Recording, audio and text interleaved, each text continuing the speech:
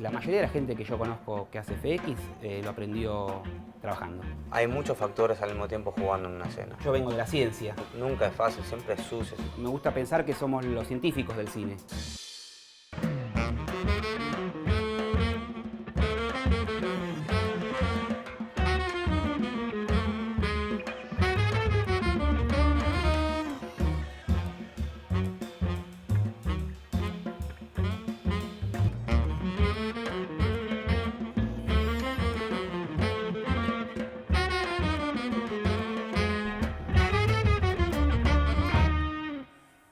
Hoy en los oficios del cine, los efectos especiales.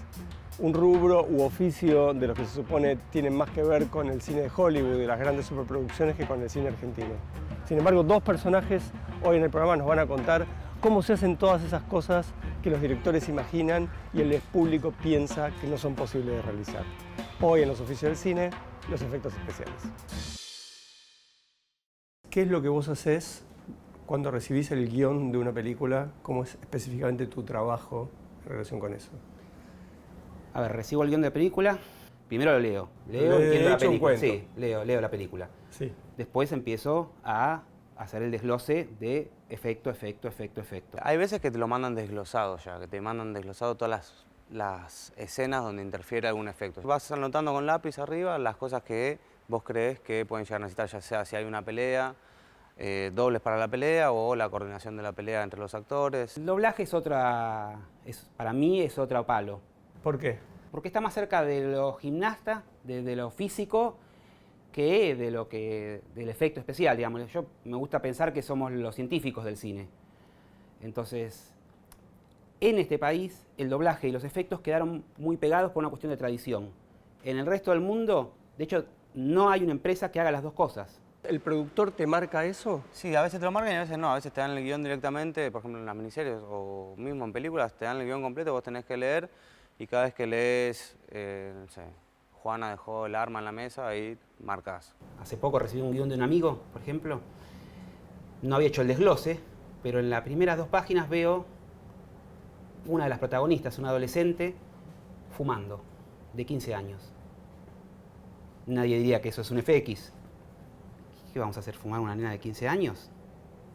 Ese tipo de cosas se le pasan muchas veces a los productores que hacen los desgloses. Y entonces, vos haces ese desglose, vos anotás todos los detalles de lo que para vos son efectos especiales y después eso se convierte en ¿qué? Se convierte en un...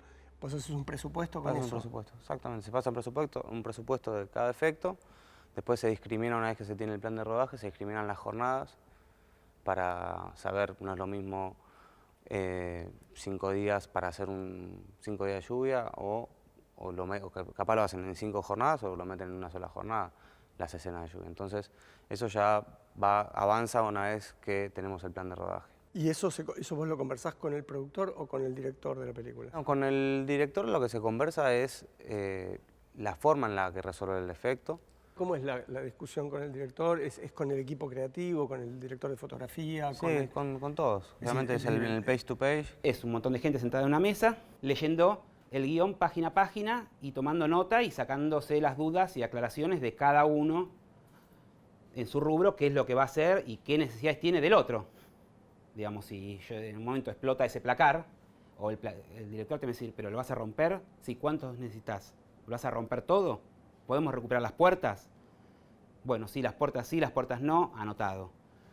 Y en ese caso son 5 puertas para la cantidad de retomas que hagan. Exactamente. Falta. Hay escenas grandes en las que hay desde grúa de cámara, tienen que hacer no sé, disfrazar toda una locación que parezca de hace 40 años atrás y que fue bombardeada.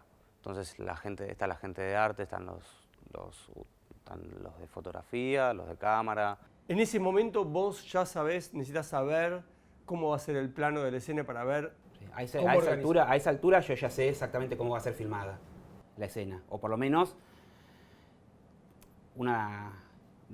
cómo querríamos que sea filmada. Después las cosas cambian, sí. Pero sí, a esa altura yo necesito saber cómo es el plano. O sea, es muy distinto. ¿Por qué? Porque es como vas a preparar todo el truco. El truco, esto básicamente es... Para que no se vea la preparación del truco. Exactamente. ¿Y cómo va a ser filmado? O sea, no solamente cómo se va a ver, sino cómo rinde más. Es un trabajo que no se resuelve en un solo día, obviamente. Como que nunca se tiene solamente una reunión. Hay varias reuniones, después está la visita a la locación, lo que son los scouting. Son las visitas a la locación, entonces vos ahí ya sabés con un poco más de certeza cuando ves la locación que los equipos que tenés que llevar. Hay como subdivisiones dentro de los efectos, pero es casi interna, que son explosiones, efectos climáticos, y después están los efectos invisibles. Amanece en el bosque. ¿Vas a querer una niebla? No dice niebla en el guión. No está escrito, sino que a veces hasta no lo ve el espectador. O sea, no lo ve como tal, ¿no? Una mega niebla en un bosque. La gente piensa que filmaron un día de niebla. La nieve, el viento, el humo, la lluvia, que siempre se ven en las películas, pero no se perciben porque son como para dibujar nada más. La lluvia nunca llama la atención una lluvia, pero sí llama la atención un choque, una explosión. Esto es una máquina de viento que tiene un motor de Chevrolet de 6 cilindros. Te iba a pedir que la pongas a andar, pero vas a decir que no. ¿Qué pasa con estas cosas? Igual que con las motobombas y todas esas cosas, no salen a laburar todos los días.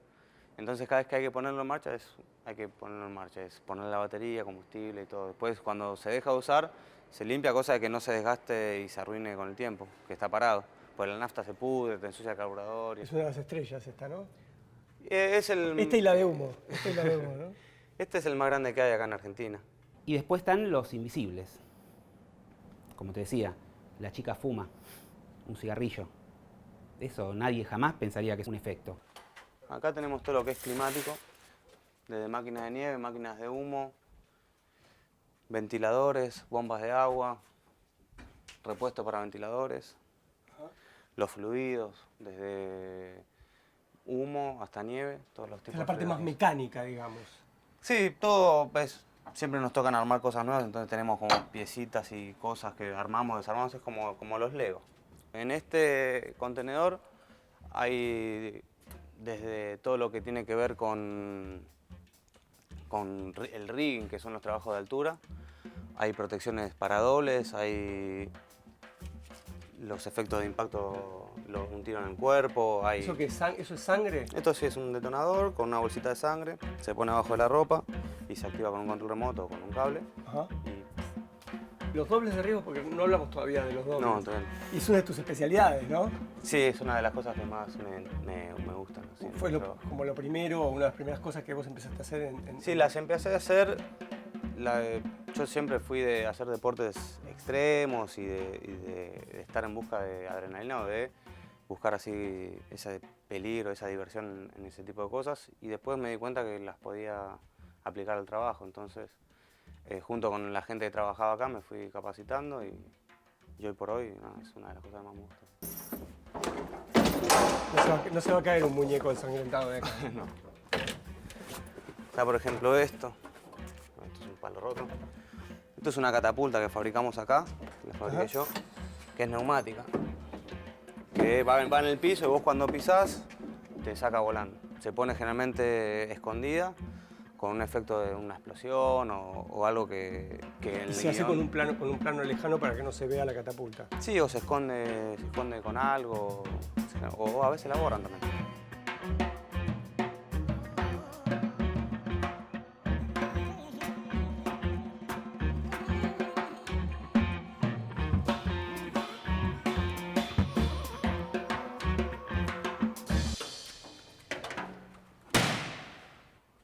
Esto es como la armería, por decirlo de alguna forma, donde guardamos lo que son las armas. Ajá. Armas de fogueo, obviamente. De goma. ¿Este es de goma? Sí. ¿Y todas estas réplicas las hacen ustedes mismos? Las hacemos, las compramos. Hay muchas que son armas de fogueo que yo las tengo de la época de que era más accesible todo eso, ¿no? Esta es una ametralladora. Siempre se va generando y renovando, o se van tuneando de alguna forma las armas también. Se van reparando, pues se rompen también, obviamente. ¿Y las pruebas de todo esto lo hacen acá también? Hay algunas que se pueden hacer acá y otras que no.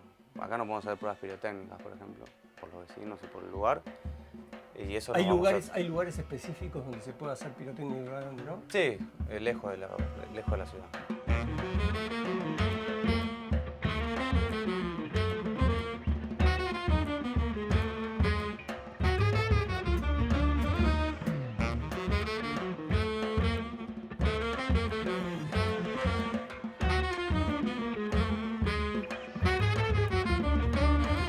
Si tenemos que hacer pruebas pirotécnicas, vamos con bomberos, que nos dan una mano si algún pasto se prende o algo, porque de eso se tratan las pruebas, ¿no? De probar los límites también. ¿Cómo se aprenden los efectos especiales? Porque Haciéndolos. No hay otra forma de aprender. La mayoría de la gente que yo conozco que hace FX lo aprendió trabajando. Hay una escuela acá de FX que está, creo, no quiero equivocarme, pero está más orientada a efectos de maquillaje. Yo lo que más aprendí, lo aprendí en el taller, haciendo prueba y error. Lo aprendí con mi viejo, en sus experiencias, que siempre me ayudan a que fue el que encaminarme. empezó con los efectos especiales prácticamente en Argentina, ¿no? Exactamente, sí. Vos usas mucho la palabra científico y solés Sí. hablar de que tenés una aproximación científica. Estudié ciencia cuando joven. Sos físico. No recibido, pero Ok. sí, estudié ciencia. ¿Y vos crees que para dedicarte a los efectos especiales necesitas saber de física, de química, de mecánica? Cuanto más, digamos, si vos agarrás y casteás a a mi equipo de gente, vas a encontrar un tipo que hacía mecánica de frenos, un tipo que era escultor, o sea, digamos, vienen de ramas muy diferentes. Un tipo que era soldador, era herrero. Bueno, yo vengo de la ciencia. Y hay algo de la combinación de elementos y saberes. Tiene que saber de mecánica, de física, de química, de acrobacia. Tengo como un montón de saberes que son muy particulares y muy específicos. Siempre hay una especialidad en la cual uno se siente más cómodo, en la cual uno tiene quizás más experiencia. ¿También te definís como supervisor de FX? Sí, tiene... Ese es como Es una pena que se llame supervisor de FX, porque parece como que fuera un chanta uno. O sea, el supervisor. claro, o sea, Porque el los director, otros laburan está el y- director de arte, el director de fotografía, el director, supervisor.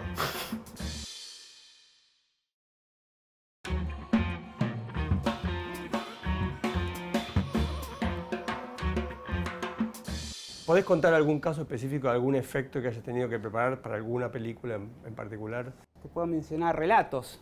De relatos salvajes. De relatos salvajes. Cuando en la fiesta, en el capítulo del casamiento... Hasta que la muerte los separe. Exactamente. Ellas empiezan a hacer fideo fino hasta que la novia estrola a la amante contra el espejo. Dijimos, digamos, la primera pregunta es ¿cómo hacemos esto?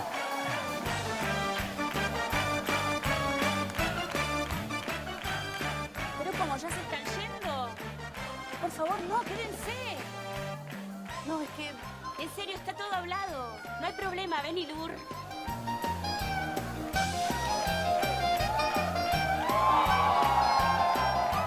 Vamos a hacerlo por corte. ¿Qué quiere decir esto? Que se golpeen primero contra un espejo, De verdad. semi de verdad. O sea, un espejo que era un acrílico espejado, Para que no se corte. para que no se lastimen. Eso era un acrílico espejado con una colchoneta de atrás, dobles, no ellas. Ahí ya van dobles, o sea, se filma la Ninguna escena. de las dos chicas. Ninguna Ni de las Erika dos Ríos. chicas, ni Erika ni la otra. Y después, por corte, o sea, en el momento del impacto, corte a el efecto, que era cuando se rompía el espejo. Pará, por favor, me estoy mareando. Relajá, que está buenísimo. Basta, en serio. ¿Vos agarraste la época de Little Park o sos más chica? ¿Viste que lo cerraron porque un carrito salió volando?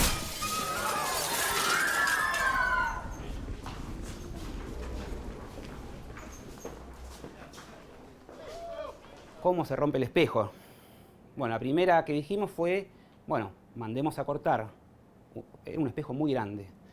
Todas las piezas, como si fuera un rompecabezas por láser, en ese mismo acrílico, Sí. que estén pegaditas, que cuando golpee, se caiga. Antes de hacerlo ya no nos gustaba, porque no nos gustaba que caiga así en plano, queríamos un poquito de proyección. Si no era verosímil, por decirlo de alguna manera. No era lindo, porque verosímil, la verdad es que la realidad es que si te golpeas contra un espejo, el espejo queda armado, ese espejo está pegado, en la realidad ese espejo está pegado sobre algo. Y si te golpeas, lo único que haces es la fractura. Dijimos, bueno, ok, armemos el rompecabezas y veamos cómo hacemos para que se proyecte eso, para que el momento del impacto Los vidrios vuelen un metro, no que vuelen como si fuera una explosión, ¿no? Como si la explosión estuviera detrás de la pared. Lo que hicimos entonces fue, del otro lado de la pared, ahí es donde empieza la combinación con el director de arte, porque yo le digo, bueno, ¿dónde vas a poner el espejo? Acá. Sí, pero mirá que yo necesito un atrás de eso. Entonces se buscó en el salón un lugar donde hubiese una abertura natural, una puerta, que luego sería obstruida por el espejo y me dejaba a mí poner un dispositivo atrás. Pusimos un cañón de aire atrás con 47 mangueras que iban a agujeritos, que lo que hacían era con aire empujar los pedacitos de acrílico, los pedazos de acrílico, símil vidrio. Exactamente. No funcionó así como lo habíamos pensado, porque si estaban muy pegados, el aire era insuficiente para escupirlos. Si estaban poco pegados, se caían antes de tiempo. Claro. Tuvimos un momento así de desolación y dijimos, no. ¿Esto llegaron a filmarlo? No, mucho. Todo esto sucede mucho antes del set, mucho antes del set. O sea, hubo primero pruebas en el taller, hasta que de golpe en un momento así de que nos miramos con Eduardo Puga, que es el que estaba haciendo los efectos conmigo, así de desesperación, de golpe la epifanía de lo más simple, que era cada espejo tenía como si fuera un corchito pegado que entraba en ese agujero. De esa manera ya se sostenía en su posición. Sí. Después simplemente había que darle la orientación que se la dabas cuando armabas el rompecabezas. Entonces te asegurabas de que estaba firme, que no se iba a caer y que iba a salir volando. Y así fue como se filmó.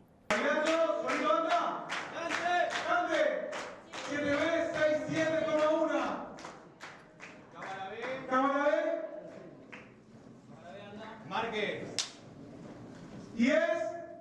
¡Acción!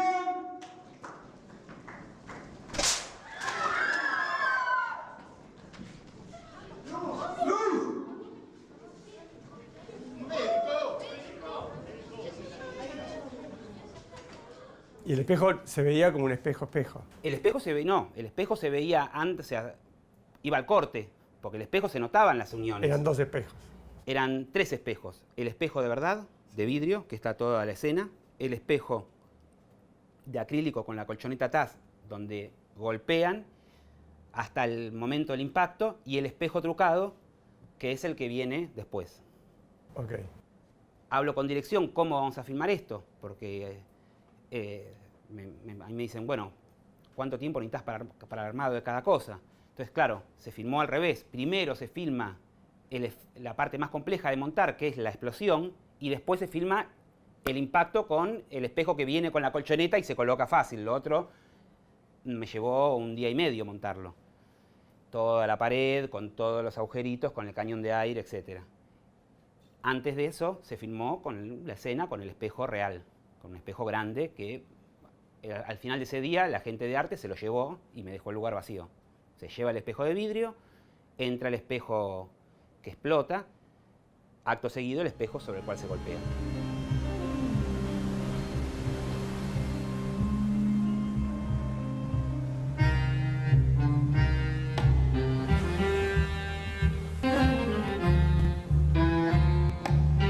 Una de tus primeras películas fue una película hecha por un director de Hong Kong, en Buenos Aires, donde vos participaste en efectos especiales.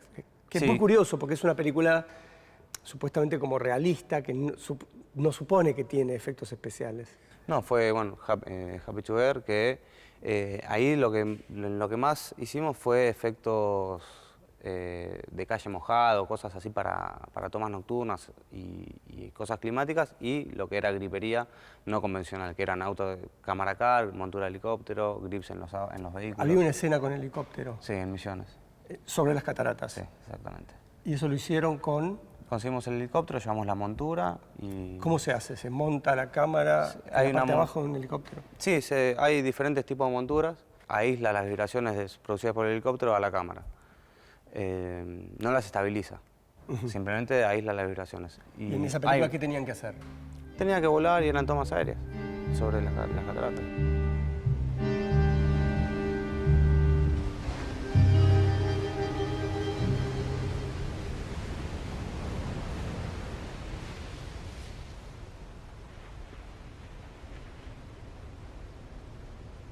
Se consigue el helicóptero, hay siempre limitaciones en cuanto al helicóptero que se puede usar y no, dependiendo del laburo y dónde haya que volar. O sea, en Capitán no se puede volar con helicópteros con monoturbina, siempre sí o sí tiene que ser biturbina.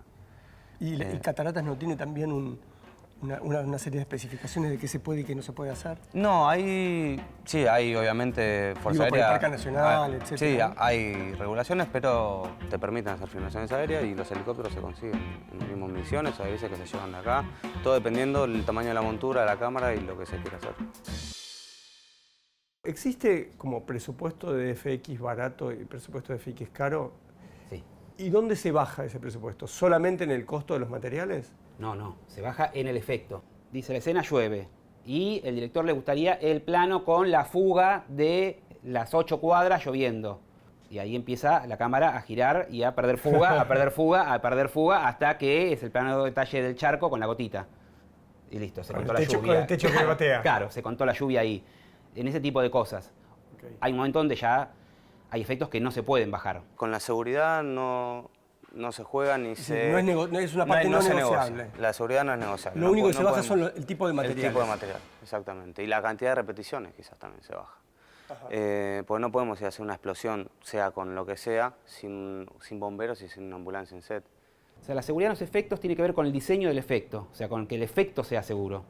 Y ahí sí es donde entra en juego el presupuesto. O sea, uno puede explotar un coche de verdad o que parezca que explota. Si nos piden explotar una puerta, no es, el trabajo del efectista no es ponerle 7 kilos de pólvora y explotarla de verdad, sino que se puede hacer en un estudio tranquilamente. Uno dibuja el fuego con gas, dibuja la rotura de la puerta con algún producto pirotécnico y con algún mortero de empuje, entonces todas esas cosas combinadas hacen el efecto visual. Hace poco filmamos una película española que la terminé hace 3 meses, se llama 100 años de perdón, donde inundamos una estación de subte.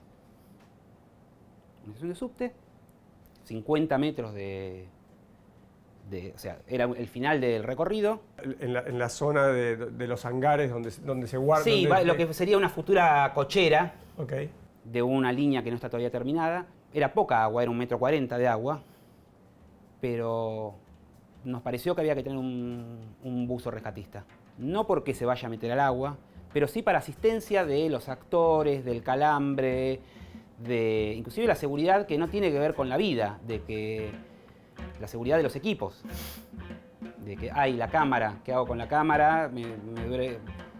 Iba el tipo, le da una mano con la cámara. Hay límite de cámara, hay protecciones para la cámara, hay protecciones para la gente y siempre en una explosión, por ejemplo, se saca a la gente que no tiene que estar, se protege la cámara. Hay veces que armamos hasta cámaras para que se ponga el camarógrafo con la cámara, con acrílicos y siempre una distancia prudente. Lo más importante del supervisor es asegurar que funcione el efecto bajo las normas de seguridad para todo el equipo que está trabajando ahí y que todo lo que estamos haciendo está controlado, está supervisado y pueden estar todos tranquilos. Para mí, la época dorada de los efectos, el otro día estuve viendo Ve Invasión Extraterrestre, la serie, que fue lo último que se hizo para mí en televisión con efectos físicos más o menos decentes.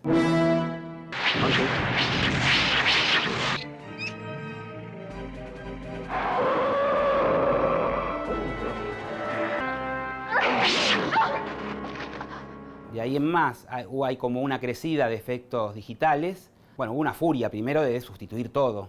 O sea, primero lo primero que hicieron es, listo, llegó la panacea, manden estos roñosos a su casa. Duró poco porque la gente empezaba a ver los feos.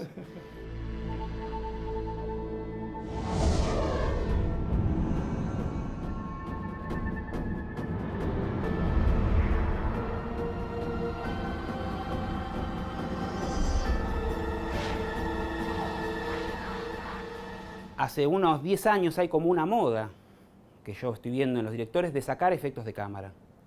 Se ve sobre todo en publicidad que van sobrados de plata donde inclusive a veces decís, pero si esto digital queda bien. Sacarlo de cámara es hacer efectos físicos, filmarlo tal cual se filmó siempre. Y no sacarlo de cámara es hacerlo digitalmente. También depende del director. Hay directores que no quieren nada digital. Y hay directores que, por presupuesto, sí, quizás en vez de usar municiones de fogueo, usan las armas de plástico y el fogueo se lo ponen digital. Ayuda en cuanto a... Lo digital ayuda mucho en cuanto al borrado de los cables. Quizás si tenés que colgar a una persona, antes colgabas con un cable de 3 milímetros y ahora podés colgar con uno de 9, que lo borran. Total, es lo mismo y estás asegurado... Lo borran en la postproducción, claro. El cable se borra y vos estás mucho más seguro de que sabés que el tipo que está colgado ahí, que esos cables aguantan 5.000 kilos. Los impactos de cuerpo... Hoy en día yo recomiendo, depende de los casos, hacerlos en digital, por ejemplo. Porque... Sí, tanto el disparo como el Sí, cuerpo el disparo con es un poco más complejo porque en el disparo vos tenés un movimiento del arma que el actor, sobre todo el actor local, no tiene entrenamiento, entonces nunca lo saca bien. O sea, el retroceso del arma, el fogonazo sí queda bien porque son 2 fotogramas y es fácil de traquear. Pero el movimiento del arma y el accionamiento mecánico del arma, eso, digamos, pero el accionamiento mecánico del arma también se puede digitalizar. Lo más grave es para mí la luz que genera el fogonazo y esto, y el retroceso. Pero el impacto, o sea, un tiro en un plano medio y yo caigo para atrás, o sea, que no quedo en plano con el agujero, eso digitalmente hoy en día queda perfecto. De hecho, yo lo recomiendo, porque cuando me dicen, no, le digo, pero vos pensaste el cambio de vestuario, la retoma, el actor lo hizo mal, yo lo hice mal, el cámara lo hizo mal, ¿cuántos cambios de vestuario? O sea, de golpe una escena que te llevaría a hacer 2 horas por ahí, o 1 hora y media, la sacás en 15 minutos. Porque otra, listo, ya está hecha. Y después sí, por eso, cuando sale de cuadro, si yo quedo tirado en una silla, sí, y ahí ya no. Ahí hacer el agujero en digital queda feo, con la sangre y demás. Pero, por ejemplo, los tiros, los impactos de cuerpo, a mí me están gustando cómo quedan en digital.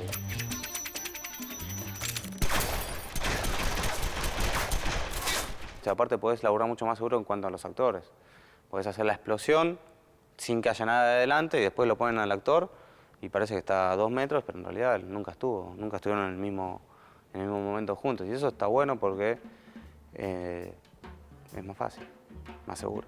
Los postproductores últimamente se dedican más a la composición que afortunadamente, o sea, te piden, filmemos el fuego que yo lo aplico, en vez de generarlo digitalmente, que sí, es muy feo. Aún así, depende del caso, suelen no quedar bien. Ya te quería mostrar un auto que tenemos acá, un muerto, que explotamos hace poco para un documental de Discovery Channel. ¿Un muerto? ¿Qué es un muerto? Un muerto es cuando nos queda un auto completamente desarmado, que no sirve de nada, pero nos lo quedamos para las pruebas que tenemos que hacer. Si tenemos que hacer algún día pruebas de algo que incluye un vehículo, algún efecto, lo utilizamos como dummy. Dummy se le llama ya sea un muñeco o a cualquier cosa real inutilizable. Okay. Inutilizada para pruebas más que nada. Federico, contame qué es este aparato. Este es un efecto gourmet,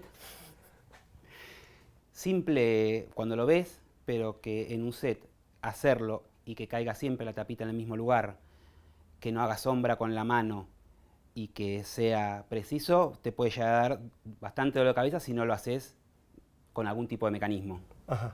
¿Querés contar un poco? Lo que va a hacer es, digamos, bueno, esto de acá es un brazo de un disco rígido reciclado, que cuando yo le doy tensión, abre una trampilla y cae la tapita.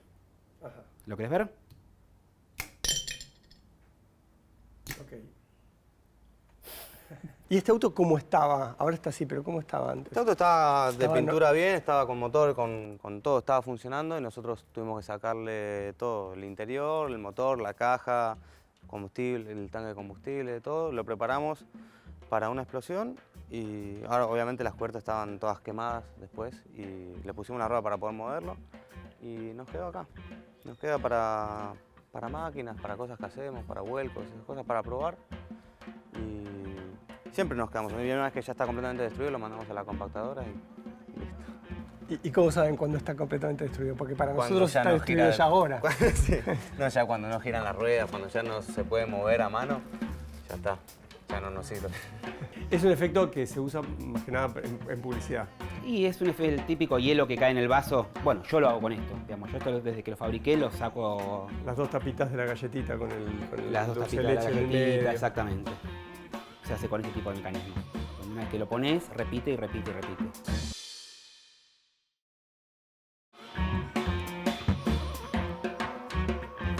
¿Qué es lo más difícil que te tocó hacer? Y Derby Dragon fue una película muy grande.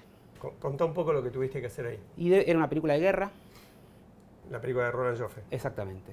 Y era una película de muchas locaciones, con lo cual yo tenía la astronómica suma de 18 técnicos de efectos especiales, que es una barbaridad. O sea, para que tengas una idea, Relatos Salvajes era un equipo estable, no en toda la película, porque solamente donde había efectos, de 4 tipos, haciendo yo más 3. Alguna vez fuimos 5, eran 18 personas, toda la película casi, porque teníamos 3 equipos, un equipo de avanzada, un equipo de retaguardia y el de set, porque había Me explosiones, gusta porque nieve. lo describís como un ejército. Es que es así, es que Siendo la una película de guerra- logística, siendo una película es de que la guerra logística era así, ¿viste? Porque estaban bélica. unos tipos, claro, unos tipos estaban haciendo una nieve en Sierra de la Ventana, mientras otros estaban recogiendo la nieve que había hecho otro equipo y otros estaban filmando. Entonces era, digamos, era una película de mucha logística.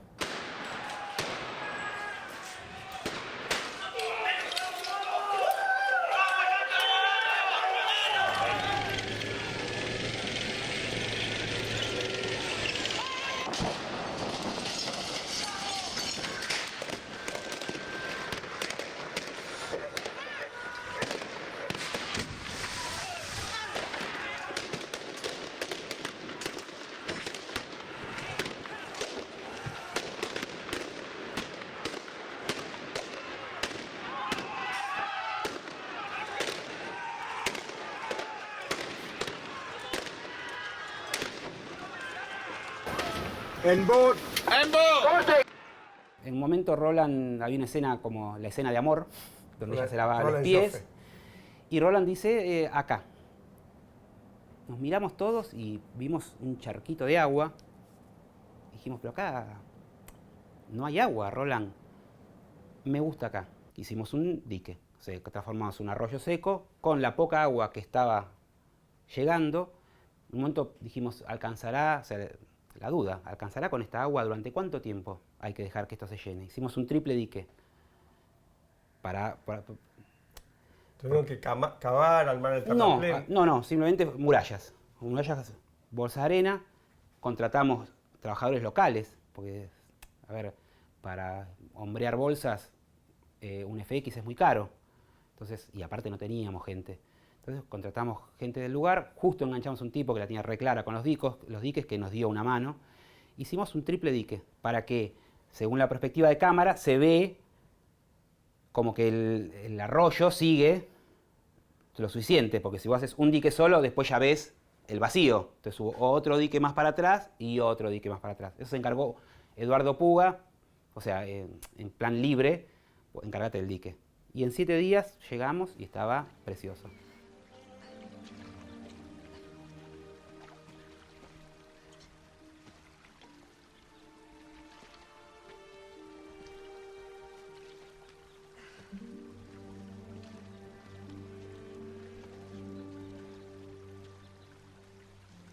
I have food. Take it.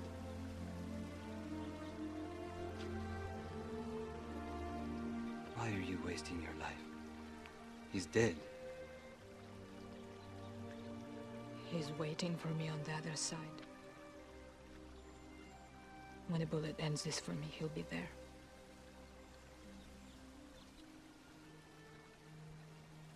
That is what he told me.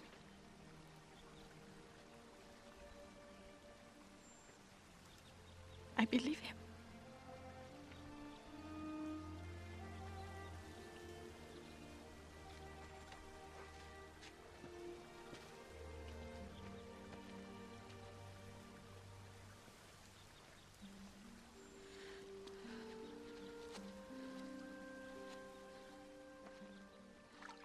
Aparte Roland era muy exigente. Primero te exigía mucha coincidencia con el mundo real. Después él elegía si lo hacía o no. Pero cuando hacíamos un avión tirando balas, te preguntaba a qué frecuencia tiraba el avión, a qué velocidad iba el avión y cada cuánto tenían que caer las balas. Después, si cinematográficamente a él le funcionaba, lo usaba, si no, no.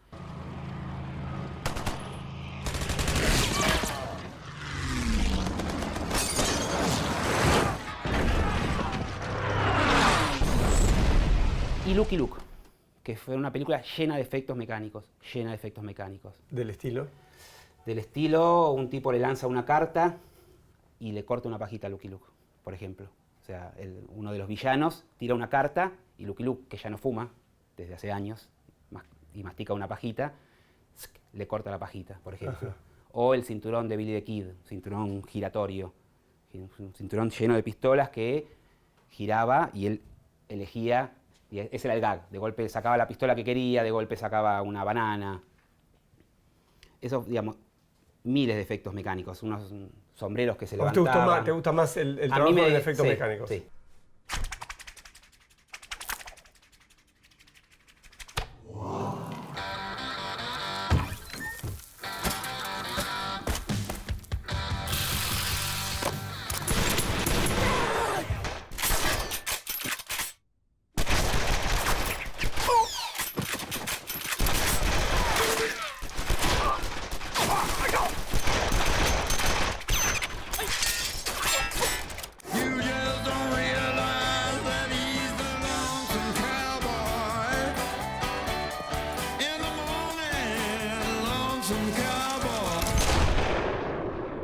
Participaste en una película que tenía la lluvia de protagonista, ¿no? Sí. ¿Y ahí cómo era? Porque ahí había como una gran escena, Sí, eran varias. Eran varias. ¿Cómo se grandes. hace técnicamente eso? Técnicamente es agua presurizada que sube a unos regadores. Los regadores van colgados. Cada regador abarca, no sé, 15, 20 metros de diámetro. Y se cuelgan los regadores, porque las columnas siempre tienen el defecto de que tienen 9 metros de altura. Entonces, en un plano muy general, o entran en cuadro, o pegan en la copa de los árboles y te arruina, te mata la lluvia, te la apaga. Entonces tenés Y hay que ir una más especie, hay arriba. una especie de tutorial de cómo crear la lluvia, cómo tiene que caer las gotas de la lluvia para que parezca lluvia y no parezca justamente una regadera. Y eso generalmente cada efectista tiene su forma de hacerlo. Para mí, o sea, si la lluvia entra cruzada a cuadro o se ve que se cruza así, es súper trucho. Ajá. Entonces siempre te condiciona a ponerlo todo desde un solo lado. ¿Qué haces? ¿Están en pedo? Con esta lluvia están hablando de pedo vos de chupar algo. No, yo no voy a tomar nada. Mañana tengo que ir a buscar laburo, que da más laburo que laburo. Mañana empiezo a escribir, tengo una idea para un cuento. Termina bien, ¿no? Si no termina bien no te la publico. Es un épico. Empieza el 80. Seguro termina para el culo y encima hay un cobalto.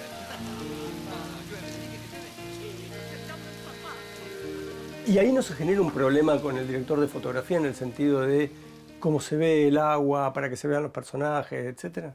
Siempre la lluvia hay que darle un contra, igual que quizás un efecto de sangre, una explosión de sangre, hay que darle un contraluz para que se note, porque si no, ni se ve. También trabajaste en tesis sobre un homicidio, ahí también tuviste... Sí, en tesis sobre homicidio hubo, bueno, la escena del ataque a ella, que es una escena clásica de sangre, cuchillo y demás, y el desafío era la escena donde el arma homicida se funde. Todo el mundo la vio, así que podemos contar, no es spoiler. Bien, donde funde finalmente el arma homicida. ¿Cómo era la escena? Describila. Y la escena era, venía Ricardo caminando, que iba Darín. en un plano secuencia, venía caminando, iba a ver un espectáculo por un lugar que era una especie de fábrica que existe como tal, de hecho el lugar es el lugar que se supone que es, y en ese plano secuencia vemos cómo la cámara se acerca al horno y vemos cómo se funde el puñal.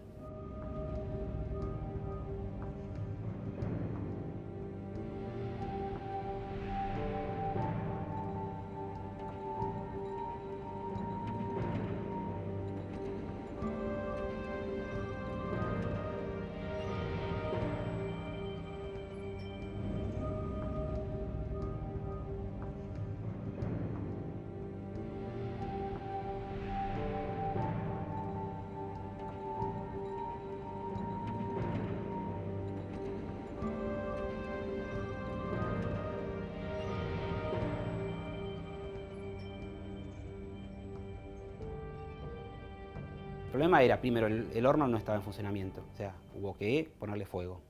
Fuego de cine, o sea, fuego que nos guste. No como un horno real. Un horno real no saca fuego. Un horno real es una cosa caliente que no hace. Y después medir los tiempos para que se derrita en el momento en que la cámara llegara. Eso fue bastante complicadito. Primero porque se iba calentando el horno, toma tras toma. Entonces los tiempos iban cambiando. Otro es que teníamos 3 puñales que fabricamos nosotros con un molde. O sea, el puñal original fue fabricado por un artesano a pedido. Después nosotros lo replicamos en una mezcla de plomo y estaño para que tuviera bajo punto de fusión. Y después que yo lo que probaba no era el puñal, era un pedazo de ese material que tiene otras formas, etc. Y después, bueno, los tiempos de filmar, que de golpe el tipo que estaba haciendo cámara le parecía que se tenía que quedar más tiempo acá y se funde. Finalmente lo sacamos. Llegó a tiempo, digamos. Hubo una que llegó demasiado temprano, o sea que se tuvo que quedar un rato. Hubo una que se fundió antes y hubo una que se fundió justo en el momento en que la cámara llegaba.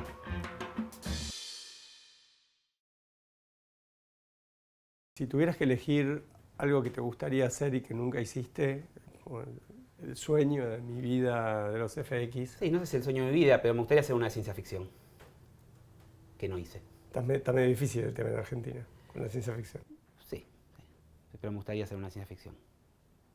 Porque me gusta la ciencia ficción y porque no hice una de ciencia ficción. Ya hice una de tiros, hice una de guerra. Y me falta un western con Luke Claro, Luke. por eso, me falta la de ciencia ficción, digamos, para tener... Pero además porque me gusta la ciencia ficción y me gustaría participar en una película que me guste. Pero se supone que en la ciencia ficción hay más efectos mecánicos que... Bueno, todos vimos Solaris y sabemos que no, necesariamente. O 2001, que tampoco. Son unas maquetas y gente encerrada, o sea, hay de todo. Sí. Hay de todo. No por eso, digamos. Simplemente porque me gusta el género. Los Expendables 4, no sé, Rápido y Furioso 8, no sé por cuál van ya. Pero siempre algo que esté vinculado con persecuciones y explosiones. Bueno, ahí también hay sí, mucho hay de rollo. todo. Para mí es lo más divertido, lo que más hoy por hoy más me gusta, coordinarse y muchos dobles, mucha acción, cosas con mucha acción en simultáneo. Sea la película que fuese.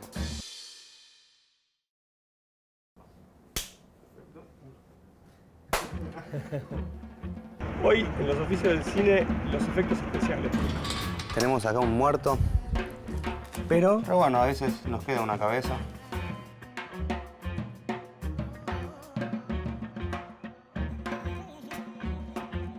¿este es de goma?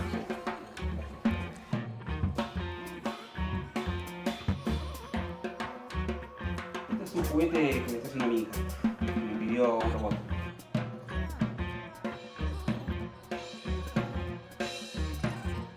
Acá no, ahí.